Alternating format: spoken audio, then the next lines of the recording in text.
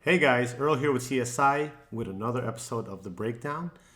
In today's episode, we're going to be going over a clay tile in a commercial setting, restaurant. Clay tile, otherwise known as Mexican clay tile, Mexican saltillo tile, very commonly used in restaurant spaces.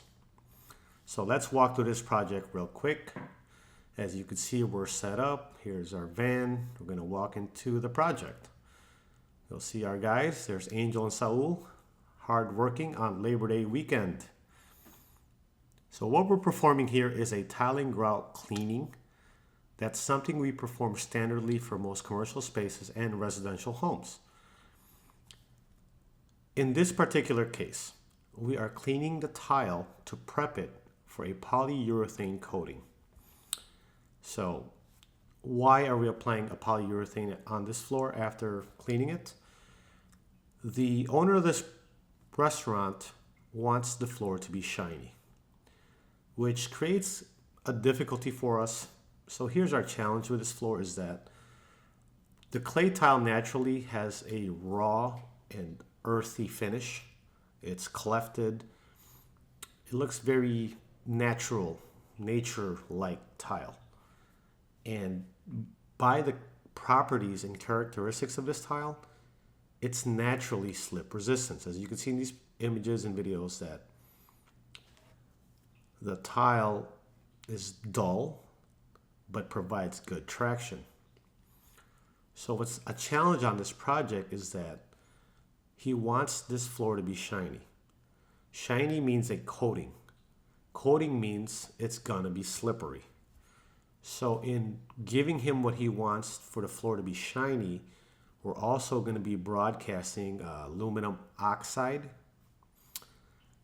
into the coating, which gives traction for your employees and patrons to come in so that it doesn't become a slip hazard. The question is how much traction. We can go very gritty on this floor and use like a 30 grit, 60 grit aluminum oxide, which would then really tear up your mops as you clean the floor daily.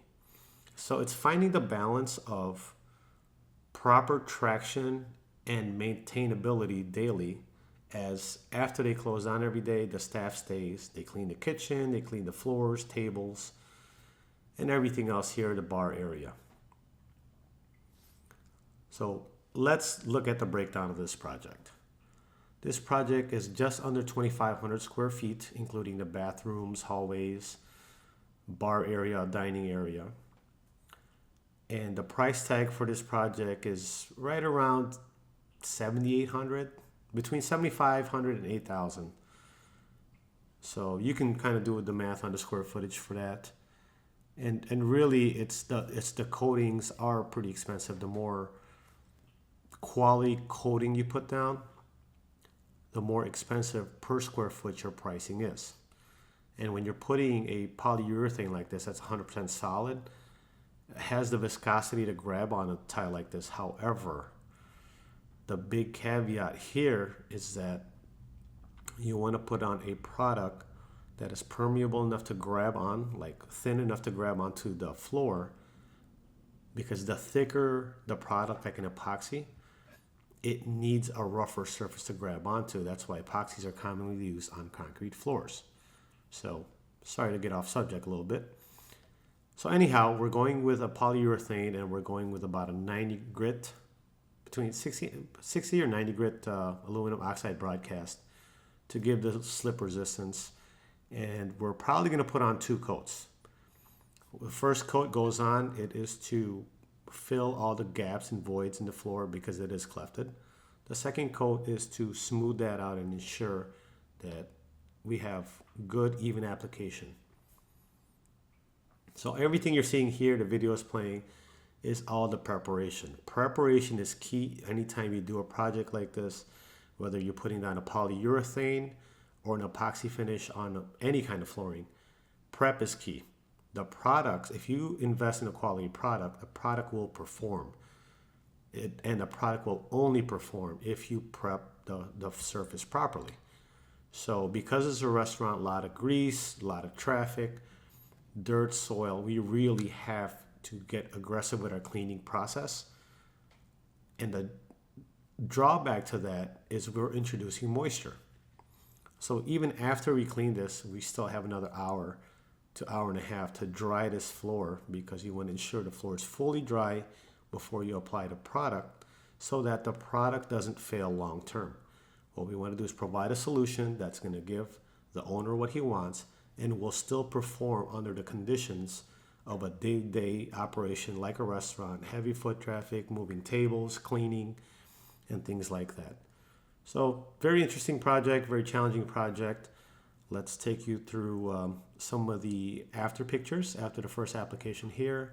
You can see whether the first or second application, you're not going to see the difference because the floor is already rich and shiny.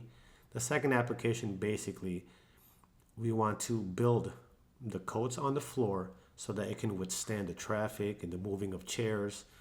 That stuff through time will degrade the finish, because people drag chairs, the feet on the chair is going to grab onto the floor, scratch it, and eventually will wear out the coating, in which case we can apply another coat on top. That's why 2 coats. So let's say a year from now, the floor is starting to show a lot of wear because they have a lot of traffic. They have a lot of traffic means they have a lot of business, which is good for everybody. In which case there, we clean the floor again. We can apply the same product, scuff it up, and apply another coat right on top of it, and it'll refresh it to a like new condition. With that said, guys, I'm going to wrap up this episode and just say we make these breakdowns for you. Maybe you have a commercial space like this and you want to know what your options are. We can be pretty creative in finding a solution that works for you. So 1 is, what do you want? 2, how will it perform based on how the space is used, right? Those are always the factors that we look at. And so the challenge in what we do is to not only give you what you want, but be realistic of how it will perform through the year or years, right? What is the investment, and is that investment worth it? Is this a Band-Aid, or is this, something that we can maintain, upkeep, rejuvenate, revitalize, or restore? Again, guys, my name is Earl. Here's your episode of The Breakdown. We look forward to seeing you on the next one.